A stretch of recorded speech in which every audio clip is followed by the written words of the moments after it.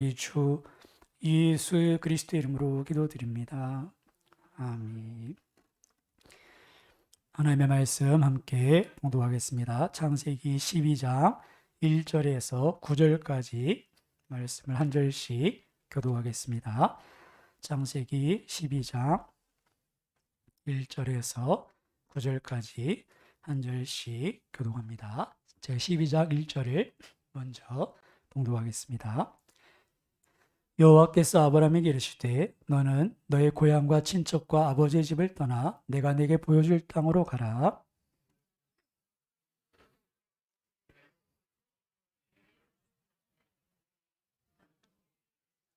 너를 축복하는 자에게는 내가 복을 내리고 너를 저주하는 자에게는 내가 저주하리니 땅의 모든 족속이 너로 말미암아 복을 얻을 것이라 하신지라.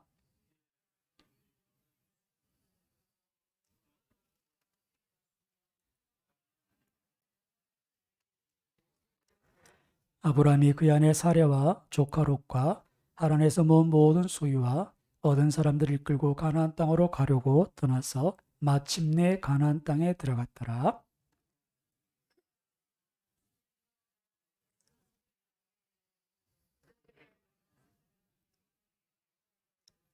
여호와께서 아브라함에게 나타나 이르시되 내가 이 땅을 내 자손에게 주리라 하신지라. 자기에게 나타나신 여호와께 그가 그곳에서 제단을 쌓고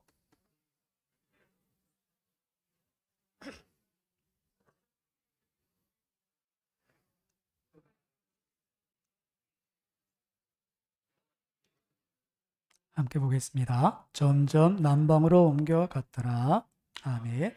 할렐루야. 옆에 분 인사드리겠습니다. 하나님께서 함께 하십니다. 예, 이렇게 새 첫째 주 이렇게 또 함께하게 돼서 참 감사드리고 또 새로운 마음으로 시작한 이 한 해 가운데 좀 하나님의 도우시는 손길 있기를 주님의 이름으로 축복합니다.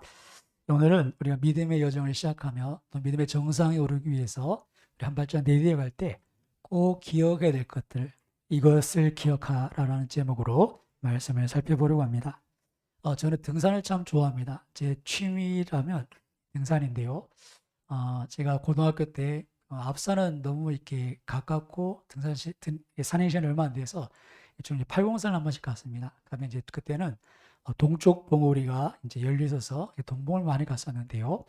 그 당시에는 가운데 있는 정상은 레이더 기지가 있어서 개방이 안 되다가 요즘은 그쪽도 이렇게 올라갈 수 있는 걸로 제가 이렇게 알고 있습니다. 팔공산에 가시면 지금 스카이라인하고 동화사 가는 갈림길에 지금은 공원이 조성되어 있는데 옛날에 큰 돌멩이 하나가 서 있었습니다.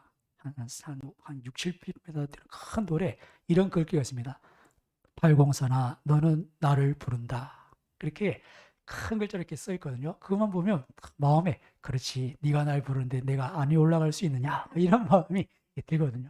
그래서 고등학교 때는 시간이 많지 않으니까 틈이 나면 이제 팔공산 정상을 많이 올랐고 또 제 친구 중에 그 동화사에 그 위에 가면 암자가 하나 있는데 어머니가 보살님이세요. 그러니까 그때 동화사 무료 패스 뭐 이렇게 뭐 보여주면 가는 게 있더라고요. 절에 간다고. 그래서 이제 절밥도 먹어보고 했었는데 그래서 팔공산을 참 이렇게 많이 갔었습니다. 그리고 이제 대학교 가서는 그때부터는 이제 대한민국 백산 이렇게 등산 수첩이 있어요. 한국의 명산 100개가 딱 들어 있고 뭐 특징이 있는 수첩 사가지고 이렇게 체크하면서 이제 막 산을 다녔습니다. 뭐 가깝게는 영남 알프스 뭐 이렇게 있고 그다음에 뭐 가야산부터 해서 그다음에 멀리는 설악산까지 그리고는 이제 제일 많이 간 산은 지리산인 것 같아요. 방학 중에 뭐 2박 3일, 3박 4일 이제 지리산을 가는데 뭐 짧게는 백무동 올라가서 천안봉 찍고 백무동 내려오고 또 백무동 올라가서 천안봉 찍고 넘어서 능산에 내려가고 뱀사골 올라가서 2박 3일 종주해서 천안봉 찍고 백무동 내려오고 뭐 백무동 올라갔다가 세석 갔다가 하백무 내려오고 뭐 이렇게 막 이리저리 막 다녔던 기억이 있는데 뭐 이렇게 지리산을 이렇게 가다 보면 참 이렇게 산이 크다. 그리고 하나님께서 얼마나 광대하신가. 제가 토목이 전공이잖아요. 앉아서 이렇게 보면 흙을 얼마나 갖다 퍼부어야 이렇게 산을 만들 수 있을까? 이 계산이 안 나오는 거예요. 하나님이 광대하시다는 게 이렇게 앉아 있어 보면 토목공사로서는 할 수 없는 일 그런 것들을 이렇게 생각을 했습니다. 어쨌든 이렇게 산행을 하다 보면 이렇게 짐을 굉장히 많이 줘야 돼요. 한 2박 3일 지나면 짐이 보통 짐이 아니거든요. 그러니까 텐트 하나 얹으면 게다가 혼자 가면 괜찮은데 제가 대학교 때 후배들 데리고 가보면 후배들 짐을 또 제대로 있어요. 그러면 처음부터 일어날 때 지게를 지듯이 끙 하고 일어나서 그래 이제 산을 2박 3일 타야 되는 거예요. 그럼 여기 실패줄이 다 터지고 그런 정도로 산을 좋아했었는데요. 가다 보면 짐도 짐이지만 같이 가는 후배들 챙겨가는 게 더 힘들어요. 왜냐하면 평소에 운동 안 하던 애들이 산을 오르면 이게 보통 일이 아니거든요. 그래서 어떻게 되냐면 이렇게 산을 오다 보면 정상 가까이 가면 이렇게 경사가 굉장히 가파라집니다. 그래서 네 발로 기어가야 되는데 그때쯤 되면 어떻습니까? 벌써 체력도 떨어지고 이렇게 봐도 아득하고 그래서 아예 이렇게 일어나 앉지 못하는 그래서 이제 산에서 내려온 사람들이 격려하죠. 요거만 넘어가면 정상이다. 그죠? 그리고 1시간씩 더 가야 되는데 그래도 격려를 해줘서 겨우 해서 이제 올라가게 됩니다. 여기 보면 그때 체력이 떨어져서 정말 이렇게 되돌아가고 싶은 경우가 있고 그 다음에 정말 이 가파른 경사를 보면 한번 그래도 용기를 내보는데도 이건 도저히 못 올라가겠다. 그렇게 자포자기할 때가 있는데요. 여러분 이런 산행뿐 아니라 우리 인생에서도 그런 경우가 있는 것 같아요. 내가 감당하지 못할 상황들 속에서 주저앉고 싶을 때 그러니까 내 힘이 안 되는 거죠. 이건 내가 어떻게 이 문제를 풀어가는가. 그리고 내가 전혀 예상치 못한 문제들 속에서 내 인생을 가로막는 장애물 앞에서 우리가 정말 어디로 갈지 몰라 방황할 때가 있는 것이죠. 이처럼 신앙생활에서도 마찬가지인 것 같아요. 우리가 믿음의 여정을 시작하고 믿음의 정상에 올라오려 마음먹지만 결코 이 신앙의 여정도 만만치 않다 하는 것을 꼭 기억하셔야 됩니다. 우리가 하나님의 뜻을 쫓아서 우리가 정말 믿음으로 살려고 하는데 왜 이런 믿음의 여정에도 이런 어려운 일들, 내 힘으로 감당치 못할 일들, 게다가 정말 어떻게 될지 모를 그런 장애물이 있어서 우리를 이렇게 힘들게 하는가. 근데 그런 여정이 믿음의 여정에도 있다는 것을 우리가 기억하셔야 되는데요. 그 다음에 이럴 때 우리가 어떤 것들을 기억해야 되는가. 아브라함은 이런 믿음의 여정을 어떻게 이겨나갔는가. 그 하란에서 겨우 이렇게 하나님의 약속을 붙잡고 가나안 땅에 와서 그 어떻게 마지막 믿음의 정상 모리아산까지 갈 수가 있었는가. 그 여정을 한번 살펴볼 텐데요. 오늘 본문에 보시면 아브라함이 하나님의 약속을 붙잡고 하란을 떠나서 마침내 가나안 땅에 들어온 것을 볼 수 있습니다. 여러분 그때 아브라함의 마음이 어땠을까요? 아브라함이 어떤 심정으로 하란을 떠나서 가나안 땅까지 왔겠습니까? 아마 그런 마음이 있었을 거예요.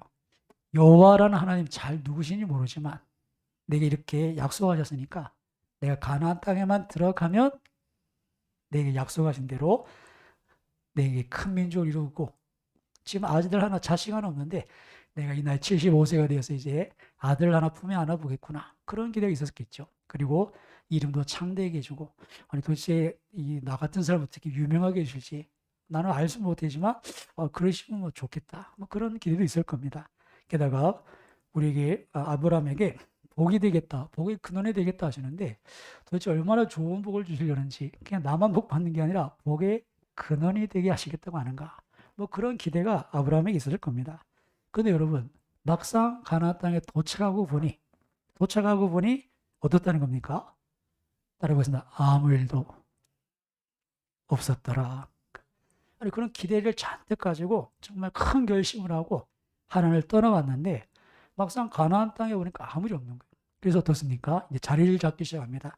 오늘 본문 말씀에도 세겜 땅에 이제 정착을 하게 되는데요. 자, 세겜 땅에 이제 머물렀습니다. 자, 그러다가 어느 날 7절에 보시면 하나님께서 다시 찾아오십니다. 우리 7절을 같이 한번 봉독해 보겠습니다. 7절입니다. 여호와께서 아브라함에게 나타나 이르시되 내가 이 땅을 내 자손에게 주리라 하신지라. 자기에게 나타나신 여호와께 그가 그곳에서 제단을 쌓고 아멘. 자, 어느 날 세겜에 머물러 있는데 아니 도대체 무슨 일이 있을까? 하나님 여기까지 보내셔놓고 왜 아무 말씀 안 하시지? 왜 아무 일도 없지? 그런 가운데 하나님 찾아오십니다. 그리고는 뭐라고 말하시냐? 이 땅을 내게 주겠다. 그러니까 12장 1절에 보시면 내가 내게 보여줄 땅으로 가라 하셨는데 그가 이제 마침내 가나안 땅에 들어와서 보니 하나님께서 찾아오셔서는 이 땅이다 하고는 훅 가버리시는 거예요. 따라해보겠습니다. 하나님께서 훅 가버리시더라. 아니 땅문서라도 주고 가셔야지. 그죠? 이 땅이 네 거라면 땅문서라도 주셔야 되는데 그런 것도 없어요. 그냥 자 마치 여기다 하고는 훅 가시는 거예요. 아니 하나님 뭐 땅문서를 주셨으면 확실할 텐데 여기라고 하시는데 세겜 땅에 있어도 물론 내 땅이 될 가능성이 안 보이는 거예요. 그래서 어떻게 합니까? 아브라함이 이제 텐트를 장막을 걷어서 이제 또 이동합니다. 어디로 이동합니까? 예, 뒤에 보시면 8절에 베델 동쪽 산으로 옮겨서 서쪽은 베델, 동쪽은 아이, 또 그 자리에 틀을 잡습니다. 그리고 거기서도 하나님을 찾습니다. 여호와께 제단을 쌓고 그 이름을 부릅니다. 근데 여러분 하나님 이때는 나타나지도 않으세요. 지난번에는 여기다 하고 가시더니 이제는 아예 대답도 안 하시고 그러니까 이 아브라함이 당황스러운 겁니다. 그래서 9절은 뭐라고 말씀합니까? 점점 남방으로 옮겨갔더라. 여러분 이 루트를 보시면 이 아브라함이 가는 길을 보시면 이 약속으로 주신 가나안 땅을 다 훑었다 이렇게 볼 수 있습니다. 그러니까 세겜에 먼저 도착을 하죠. 그 아브라함의 손주 야곱이 외삼촌 집에 가서 이렇게 돌아올 때 보면 야복강, 요단강, 세겜에 먼저 갑니다. 그러니까 그 당시 그 루트가 이 세겜에 들어오게 돼 있어요. 그러면 거기서부터 남쪽으로 쭉 이제 따라 내려가서 마지막 남단을 가면 그다음 이제 애굽행인데 지금 아브라함이 그 루트를 따라서 세겜에 정착했다가 하나님 이 땅이라 그러시는데 여기는 아닌 것 같고 그래서 찾아 베델 사이 그 다음에 했어요. 결국 이 남방까지 내려오게 되는. 그래서 10절 2절 이하에 보시면 애굽 땅까지 내려가는 그 땅을 쭉 훑게 되는 것을 볼 수 있습니다. 왜 아브라함이 남방으로 자꾸 내려갔을까요? 왜 그 땅을 쫙 훑었습니까? 이 땅이 네 거라 그랬는데 아직도 내 땅이 없는 거예요. 여기가 내 땅일까? 여기 가보고 저기가 내 땅일까? 저기 가보고 그렇게 하다가 이 땅을 다 훑어서 남방까지 내려가게 되었던 것이죠. 자, 그런데 내 땅 문서가 내 손에 쥐어졌습니까? 그렇지 않더라는 거예요. 세겜도 아닌 것 같고 베델 쪽도 아닌 것 같고 그렇게 결국 이 남쪽까지 왔는데 여러분 그런 상황들 속에서 이 아브라함이 얼마나 답답했으면 여호와 이름을 불렀다라고 말씀하시는데 여호와 이름을 불렀다는 것이 어떤 의미겠습니까? 아마 가는 곳마다 그랬을 거예요. 하나님 여기입니까? 하나님 이 땅입니까? 가만히 계시고 답이 없으시면 아닌가 배. 또 천막 들고 다른 데 가고 주님 여기입니까? 그래서 답이 없으시면 여기도 아닌가 배. 또 옮겨가고 그래서 결국 남방까지 그럼 마지막에는 미국까지 내려갈 수밖에 없었던 것이죠. 여러분 이쯤 되었을 때 우리가 아브라함의 마음을 생각해 볼 수 있습니다. 그가 옮기고 그 땅을 다 훑어 남방까지 갔을 때 그의 마음이 얼마나 이렇게 지쳐 있을지. 아니 나는 큰 결심을 하고 하란을 떠났는데 아니 이 땅이라고 하신 거에는 아무것도 없어요. 여러분 아브라함 손에 들려진 건 뭐밖에 없습니까? 따라오겠습니다. 약속의 말씀. 그죠? 우리가 송구영실 때 카드 한 장 보면 말씀 한 권만 딱 들어 있는 거예요. 딱만 서 있는 게 아니라 약속의 말씀 하나만 딱 들려 있는 거예요. 이때 많은 분들이 주저앉게 됩니다. 아니 이거 뭐 찾아봐도 없고 기다려봐도 안 오고 그래서 이 손안에 있는 약속의 말씀 여기에 대해서 점점점 우리가 기대를 하지 못하고 결국은 우리가 살던 대로 또 예전 일대로 그냥 그렇게 뒤로 다시 물러나게 되는 것이죠. 우리의 믿음의 여정에도 그런 것 같아요. 처음에 하나님 기대감이 있어요. 2022년 시작할 때 여러분 나름대로 기도하시고 또 작정하시고 우리 뜻을 정한 것이 분명히 있으실 겁니다. 그런데 막상 약속의 땅에 들어와 봐도 2020년이 돼도 별다른 것들이 나타나지 않더라는 것이죠. 벌써 이틀이 되었는데요. 작심 3일, 내일이 되면 작심 3일인데 그리고 우리 마음도 그렇지만 사실 새해가 시작되고 특별한 일이 있던가요? 갑자기 어젯밤 꿈이라도 혹시 나타나서 뭐라고 말씀해 주시던가요? 그런 것도 아니고 그냥 2021년, 20년 별 이렇게 차이도 없어요. 자, 그런 가운데 우리가 어떻게 이런 상황들을 이겨나갈 수 있는가? 이렇게 찾아도 남방 끝까지 왔어도 아무것도 보이지 않을 때 우리가 어떻게 해야 되는가? 아브라함 어떻게 이 과정을 걸어갔는가? 본문의 말씀을 보시면 세 가지를 좀 기억해야 될 것이 있는데 첫 번째는 약속의 말씀을 다시 기억해야 한다 하는 것입니다. 4절에 아브라함이 이렇게 여정을 시작했던 것을 보여주는데요. 4절 같이 한번 봉독해 보겠습니다. 이 아브라함이 여호와의 말씀을 따라갔고 롯도 그와 함께 갔으며 아브라함이 하란을 떠날 때 75세였더라. 아멘. 아브라함은 여호와의 말씀을 따라갔습니다. 그리고 그가 계속해서 자리를 옮길 때마다 여호와 이름을 부르죠. 제단을 쌓죠. 그게 뭡니까? 하나님의 약속하신 것이 어디 있는지, 여기가 하나님의 약속하신 것인지 그 말씀을 가지고 있었기 때문에 그렇게 그가 계속 내려가면서 하나님 주실 것들을 찾을 수가 있었던 겁니다. 여러분, 하나님이 우리 손에 땅 문서를 주신 것이 아니라 약속의 말씀을 주신 줄 믿습니다. 그 말씀만 우리가 붙잡고 있습니다. 우리가 그 말씀 하나 붙잡고 이 믿음의 여정을 시작했고, 우리는 여전히 어떻게 이 길을 가야 합니까? 여전히 그 말씀을 붙잡고 앞으로 나가야 한다는 것입니다.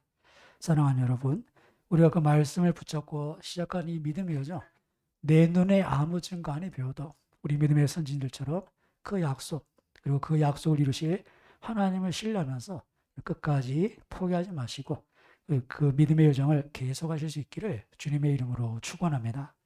우리에게는 다른 게 없어요. 우리에게 주신 것은 다른 것이 아니라 그 말씀 한 구절, 그 약속 하나를 우리에게 주셨던 것이죠. 처음부터 그랬고 마지막까지 그렇게 그 말씀 안에서 하나님이 이루실 때까지는 이 말씀은 정말 어쩌면 우리의 마음에만 있을 수 있어요. 보이지 않는 것들의 증거인데 아직 보이지 않지만 이것을 믿음으로 갖는 자에게는 증거가 되지만 그렇지 못하고 이 말씀을 놓아버리면 아무것도 아니게 된다는 것을 기억해야 합니다. 하나님께서 주신 이 말씀, 어떻게 보면 눈에 보이는 현실 속에서는 이게 굉장히 비현실적인 약속이에요. 뭐 따라해보겠습니다. 비현실적인 약속. 이거 현실을 보면 볼수록 더더욱 어떻습니까? 우리 상황을 자꾸 생각하면 할수록 이거 더더욱더 비현실적인, 기대할 수 없는 그런 약속이 되어버리는데, 여러분 믿음으로 바라보면 이 말씀은 하나님께서 이루실 초현실적인 약속이 되는 줄 믿습니다. 현실을 뛰어넘는 약속이 되는 거예요. 그래서 어떻습니까? 가나안 12정탐꾼 약속의 땅을 보고 왔는데 현실을 보는 10명은 이건 안 된다. 우리가 아무리 홍해를 건너왔고 광야에 40년 동안 하나님께서 만나도 주시고 불기둥 구름기둥을 인도해 오셨어도 약속의 땅은 못 들어간다. 가나안 땅에 들어가 보니 강한 용사들, 견고한 성읍, 아낙 자손 같은 거인들, 이거는 안 된다. 홍해를 건널 때 애굽 병거도 없애긴 하셨지만 40년 동안 굶어 죽지 않도록 매일 만나를 주셨지만 그래도 이건 안 된다. 이건 안 된다는 거예요. 40일 동안 그것만 연구하고 왔어요. 이래 보니까 안 돼. 저래 보니까 안 돼. 합쳐 보니까 안 돼. 될 수가 없어. 결론이 이건 거예요. 근데 여러분 아브라함, 여호수아, 갈렙은 뭐라고 얘기합니까? 약속을 얘기하는 거예요. 하나님 우리를 기뻐하시면 우리를 들여보내 주실 것이다. 하나님이 하셔야 될 일이지 우리가 할 수 있는 게, 여호수아도 갈렙도 그 내용을 정확히 압니다. 두 눈이 있는데 가서 보고 와서는 우리가 싸워서 이길 수 없다는 걸 안다는 거예요. 여호수아도 갈렙도 정확히 아는 거예요. 하지만 뭡니까? 약속이 있는 거예요. 뭐가 있다? 뭐가 있다? 약속이 있다는 거예요. 하나님께서 그 땅을 주신다 하셨으니까 하나님이 기뻐하시면 우리를 들여보내실 것이다. 저들은 우리의 밥이다. 이게 약속을 가진 사람의 소망이고 또 하나님은 그 약속대로 그 땅을 선물로 주신 줄 믿습니다. 그렇게 하나님께서 우리에게 약속을 주셨고 우린 끝까지 그 약속을 붙잡아야 하는 것이죠. 사랑하는 여러분, 우리가 앞으로 우리의 이 말씀을 끝까지 붙잡지 못하도록 우리 흔들어 놓을 그런 상황들이 있습니다. 때로는 우리 주변에 예상치 못한 사건들이 있을 수 있겠고 또는 내가 계획했던 일들이 실패로 돌아갈 수도 있겠고 또 때로는 우리 주변의 여러 일들 속에 우리의 마음이 상할 때도 있습니다. 우리 감정이 굉장히 약하잖아요. 그죠? 제 같은 B형도 또 이렇게 감정이 굉장히 이렇게 충실한 편인데 이렇게 우리가 그런 것에서 자칫하면 이 말씀을 그냥 버리게 돼요.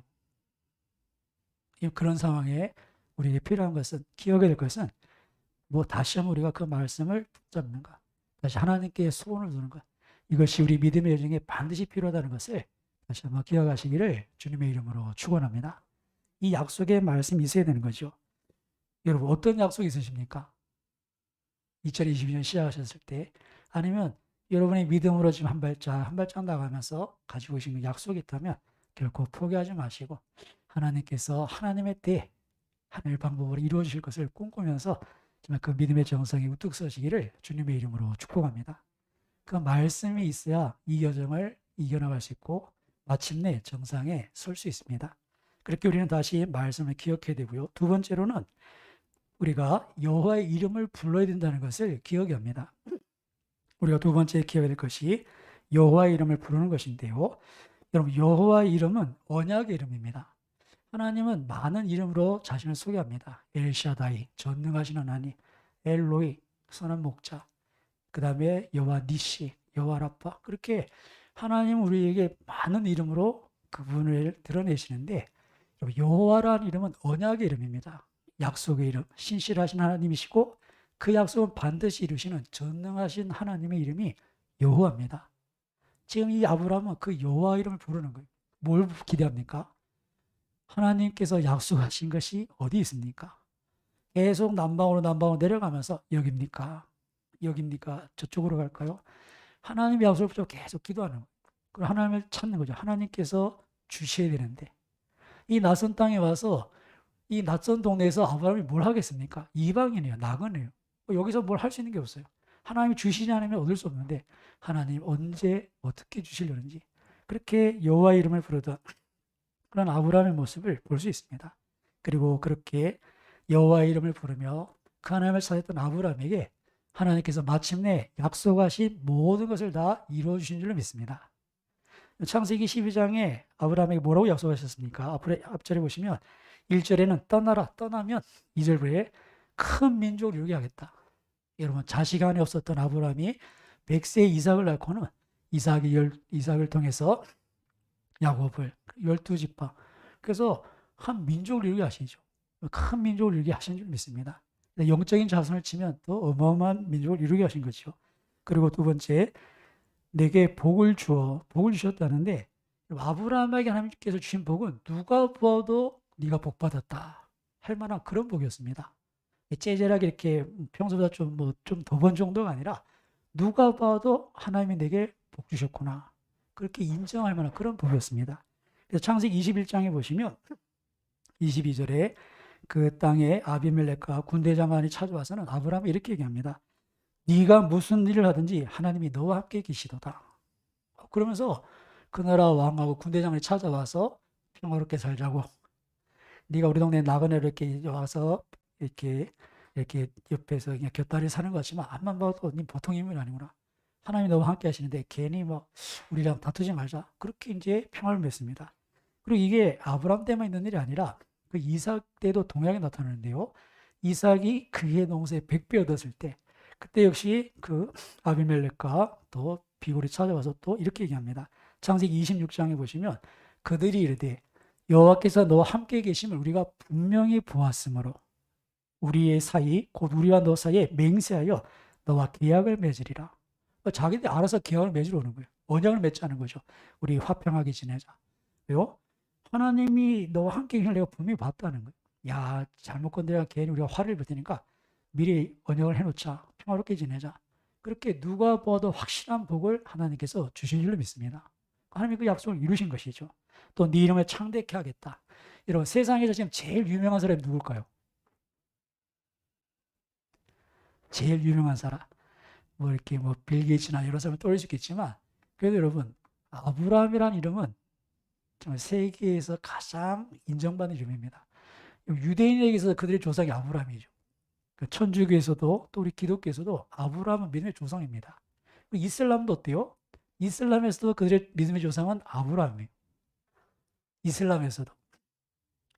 이렇게 네 이름을 창대케 하겠다. 그래서 이 아브라함 이름은 정말 세계의 인물 다 뒤져보면 정말 가장 많은 그런 영적인 자손이고 또 그 이름이 언급될 그런 사람인 것을 볼 수 있습니다. 그렇게 이름을 창대하겠다 하셨고 또 복이 될 것이다. 복의 근원이 될 것이다. 여러분, 예수 그리스도께서 아브라함의 자손으로 이 땅에 오신 줄 믿습니다. 그래서 아브라함을 통해서 정말 하나님께서 이삭을 주시고 마지막 예수 그리스도를 통해서 모든 인류가 둘째 아담이신 예수님, 십자가에 피 흘려주신 그 예수님을 믿음으로 말미암아 우리 모두가 구원을 얻도록 그 구원의 은혜를 베푸신 줄 믿습니다. 그러니까 이게 아브라함의 복덩어리인 거예요. 아브라함의 복덩어리. 그래서 그로부터 예수 그리스도께서 오시고 우리 모두에게 산소망이 주어진 것이죠. 이렇게 하나님께서 그 약속, 여호와의 이름, 언약의 이름을 불렀던 아브라함에게 있어서 모든 것을 다 이루어 주셨습니다. 사랑하는 여러분, 그 언약에 신실하신 하나님, 여전히 우리 하늘 아버지 되시고 여전히 우리가 그분의 이름을 부를 때 우리를 외면하지 않으실 줄로 믿습니다. 우리가 그분을 향해서 여호와 신실하신 그분, 전능하신 그분을 우리가 기대할 때 우리가 뭘 기대하겠습니까? 내게 주신 말씀이 이게 기대가 되는 거예요. 따라해 보겠습니다. 내게 주신 말씀. 이게 기대가 안 되면 아무런 소망이 없고 여호와 이름을 부를 이유도 없어요. 그래서 기도하지 않는 분들의 특징을 보면 제가 생각하기에 약속에 대한 기대가 없어요. 약속이 없다는 거예요. 하나님께서 내게 뭘 줬고 했을 때 하나님 이거 주십시오. 그 약속대로. 딱이 있으면 여호와 이름을 안 부를 수가 없어요. 여호와 이름 안 부를 수가 왜요? 하나님께서 주신 약속을 있고 현실이 이런데 하나님 어디입니까? 언제입니까? 어느 때까지입니까? 그걸 구할 수밖에 없는 거예요. 근데 그게 없으니까 그냥 사는 겁니다. 여러분, 정말 우리가 하나님께서 주신 그 약속, 정말 그것을 기억한다면 여호와의 이름을 부르고 하나님께서 하실 일들을 기대하고 그렇게 우리의 삶에 이 믿음의 여정에 우리를 가로막는 장애물이나 도저히 내가 어떻게 할 수 없는 그런 지쳐있는 그런 상황 속에서 다시 한번 그 말씀을 기억하고 하나님께서 하실 일들을 바라보면서 이것을 더 넉넉히 이겨나가시길 주님의 이름으로 축원합니다. 제게 주신 말씀이 있습니다. 마태복음 6장 33절. 제 평생에 제가 뭐 다른 거 큰 거 말하진 않았고요. 먼저 그의 나라 의를 구하면 이 모든 것은 돼 주십시오. 그래서 제가 기도할 때마다 제 삶이 쭉 펼쳐놓으면 봐라, 하나님께서 먼저 그의 나라 의를 구했더니 이 모든 거 필요한 건 주시지 않느냐라고 증거할 수 있는 삶이 되게 해주십시오. 그렇게 기도합니다. 그리고는 여러분에게도 먼저 그의 나라 의를 구하십시오. 먹고 사는 문제는 근사히 하나님이 도움으로 주신 건데 자신 있게 말할 수 있도록 제가 그렇게 기도를 합니다. 그리고 하나님께서 참 신실하게 행하셨던 일들을 이렇게 보게 되는데요. 어떤 약속의 말씀이 있습니까? 범사의 그를 인정하면 여러분의 길을 지도하실 줄 믿습니다. 여호와 이름을 부른다는 게 인정하는 거 아니겠어요? 하나님 앞에 무릎 꿇어 기도하면 하나님께서 우리에게 인도하신다, 지도하신다. 그 말씀에 신실하게 나타내실 것을 기대하시길 바랍니다. 또 선을 행하되 낙심하지 말지니 포기하지 않으면 때가 이름에 거두리로다. 아멘. 이 말씀을 주신 가정도 있어요. 여러분 선을 행하되 낙심하지 마십시오. 정말 10년이라는 시간이 짧지 않죠. 이 10년의 시간이 짧지 않습니다. 20년이라는 시간이 될 수도 있고 그리고 아브라함이 몇 살에 아이를 얻었다고요? 100세. 75세에 지금 가나안 갔는데 25년 만에 왔습니다. 참 힘든 세월이지만 여러분 아브라함에게 있어서 이삭이 목적이었을 수 있지만 하나님께 있어서는 뭐가 목적입니까? 그를 모리아산에 세우는 게 하나님의 선인 줄로 믿습니다. 그러기 위해서는 이삭 빨리 주면 안 되는 거예요. 이삭 빨리 주면 안 되는 거예요. 100세쯤 가서 줘야 그 믿음이 분명해지는 거예요. 네가 이제 하나님 경험한 줄 알겠다. 야 100세 얻은 네 아들도 있는데 네가 아껴지 않는구나.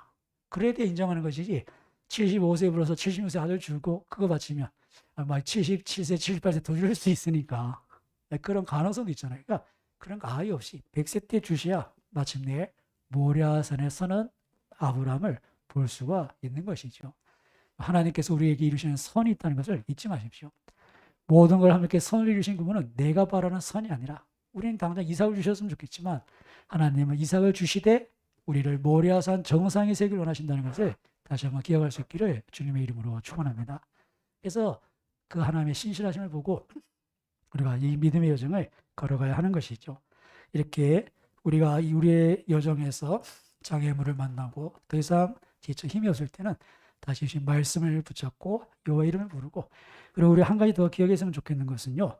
7절 8절에 보시면 이 아브라함은 가는 곳마다 제단을 쌓는 것을 볼 수 있습니다. 7절 8절 봉독해 보겠습니다. 여호와께서 아브라함에게 나타나 이르시되 내가 이 땅을 내 자손에게 주리라 하신지라.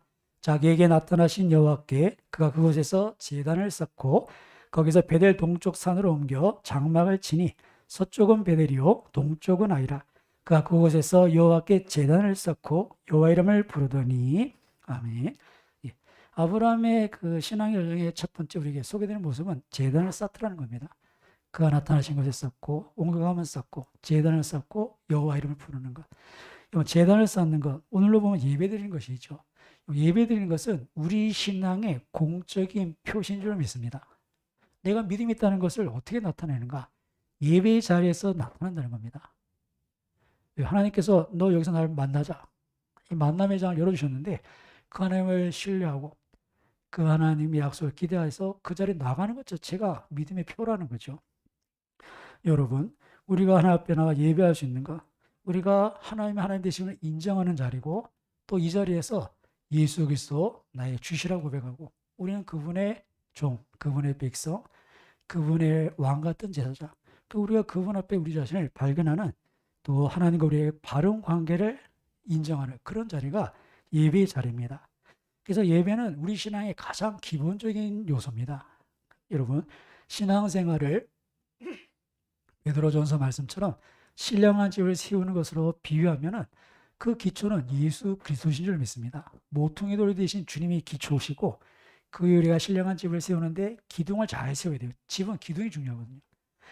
이 옆에 기둥 두 개 보기 싫은데 왜 놔두는 줄 아십니까? 저거 잘못 건드리면 집이 무너져요. 기둥이 정말 중요해요. 그래서 기둥을 세우는데 우리가 말씀의 기둥, 기도의 기둥 몇 가지 중요한 기둥이 있지만 제일 중요한 게 예배의 기둥입니다. 한번 따라해 보겠습니다. 예배의 기둥. 이게 잘 서야 집이 잘 서는 거예요.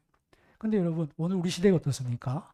예배가 이렇게 정말 목숨 걸고 드릴 만큼 중요하게 여겨지는가? 그렇지 않아요. 당장 코로나 때문에 뭐 이렇게 저렇게 하면 예배 안 나오고 뭐 이게 시대 그런 시대가 되어버렸어요. 근데 여러분 한번 보시면 믿음의 정상에 오른 사람들 정말 이렇게 하나님의 은혜 가운데 있는 사람들은 예배의 성공자라는 것을 꼭 기억하시길 바랍니다. 여러분 창세기 4장이 3장에서 에덴에서 쫓겨나고 첫 번째 있던 사건인데 첫 번째 사건을 하나님이 다른 걸 말씀 안 하시고 예배의 사건을 얘기하셨어요. 예배에 성공하느냐 실패하느냐 여기서 운명이 갈리는 거예요. 가인의 예배를 드릴 것이냐 아벨의 예배를 드릴 것이냐 우리 하나님으로부터 쫓겨난 인생에 있어서 제일 중요한 문제 선악과를 따먹고 하나님과의 관계를 깨트리는 게 제일 중요한 건 그 관계를 회복하는 건데 어떻게 회복합니까? 저 하나님 믿습니다. 저 하나님의 종입니다. 예수님 나를 주신 어떻게 고백합니까? 예배 자리에서 증거해야 된다는 것입니다. 그래서 창세기 4장은 예배에 대한 얘기를 하고 있는 거예요. 그리고 쭉 가면 아브라함도 결국 하나님이 어디서 네 믿음을 보기를 원하십니까? 모리아산에서 번제 드려라. 제물은 네 아들이다.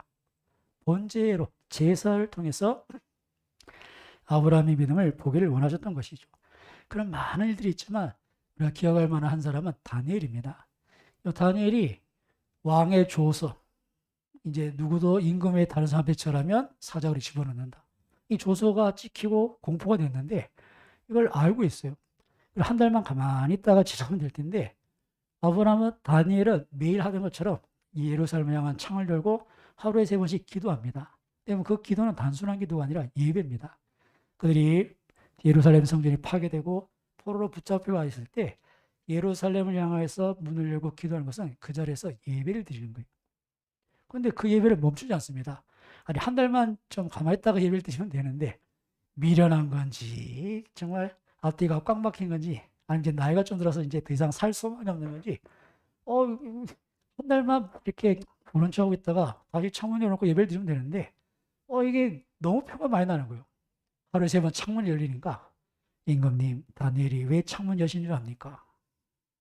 저가 임금님의 왕의 다른 이에게 절하고 있습니다.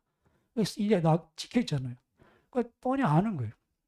그럼에도 다니엘은 하나님 앞에 예배하는 것을 포기하지 않았습니다. 그리고 우리가 잘 아는 것처럼 사자굴에 던져졌지만 하나님께서 그를 건져주셨다.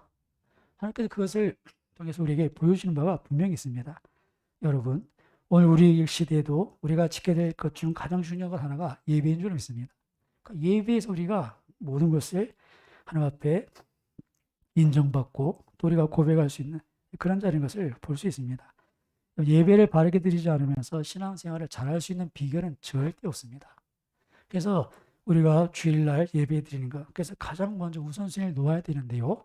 여러분 여기저기 놀러 다니고 그리고 또 우리가 바쁜 일이 있어서 잠깐 예배를 띄워먹고 그런 점 먹고 살기 위해서 아니면 우리 학생들을 아르바이트를 위해서 예배를 포기했을 때 하나님께서 그 삶을 책임지시겠는가?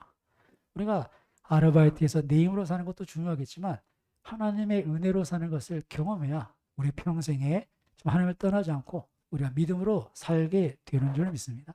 그래서 정말 그렇게 한번 도전하고 하나님의 하나님 되심을 예배 자리에서 인정해보고 그 하나님께서 어떻게 하나님의 하나님 되심을 내게 역사하시는지 이것을 경험해 갈 때 우리가 믿음의 정상에 설 수가 있는 것입니다. 예배 자리, 아브라함은 하나님을 잘 몰랐어요. 여호와 이름을 불렀지만 대답 없으신 거. 그래서 계속 남방으로 내려갑니다. 여긴가 저긴가 하나님 어디 계신가. 그렇게 그가 방황하는 것처럼 보였지만 그럼에도 그는 기억했습니다. 약속을 기억했고 여호와 이름을 부르며 하나님을 바라보고 그리고 그 하나님 앞에 예배자로서 섰던 것을 우리가 보게 되고 그리고 그런 그의 여정 가운데 하나님이 얼마나 신실하게 역사하는지 정말 그의 삶 속에 아까도 말씀드린 것처럼 그가 약속하신 것은 다 이루어주시고 마지막 그에게 약속하신 것을 선물로 주실 뿐 아니라 근본적으로 아브라함이라는 사람 이방에서 우상 섬기던 그를 하나님의 백성의 조상으로 예수 그리스도의 조상으로 그를 우뚝 세우신 줄 믿습니다. 하나님의 더 크신 기대가 있어요. 여러분이 우리가 가정에 서 있을 때 우리의 기도 당장에 하나님 향한 원하는 바가 있겠지만 하나님 그 약속을 하나님의 때에 이루시는 줄 믿습니다. 우리는 그게 당장 눈앞의 목적인데 하나님은 이것을 통해서 다른 것을 우리에게 원하시는 게 있는 거예요. 그 하나님을 신뢰하시기를 예수님의 이름으로 축원합니다. 신뢰하시면 돼요.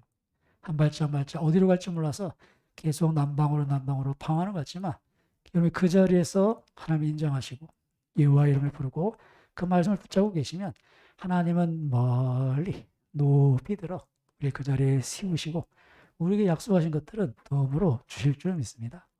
오늘 아침에 우리가 이것을 기억하라 말씀으로 아브라함의 여정을 살펴봤는데요. 우리의 인생 믿음의 여정에도 반드시 그런 일들이 있습니다. 그럴 때 이것을 꼭 기억하셔서 방황하지 마시고 또 낙심하지 마시고 절대 주신 약속을 포기하지 마시길 주님의 이름으로 축원합니다. 기도하겠습니다.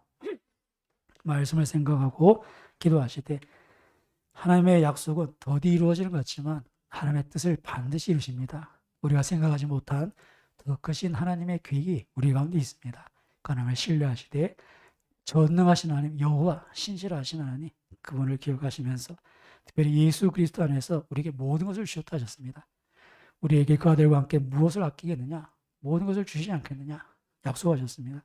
같이 한번 주께서 우리 주신 약속을 다시 붙잡으시고 또 내가 지금 무엇을 기억해야 될지 성령님께 맡겨 주옵소서. 기도하시고 제가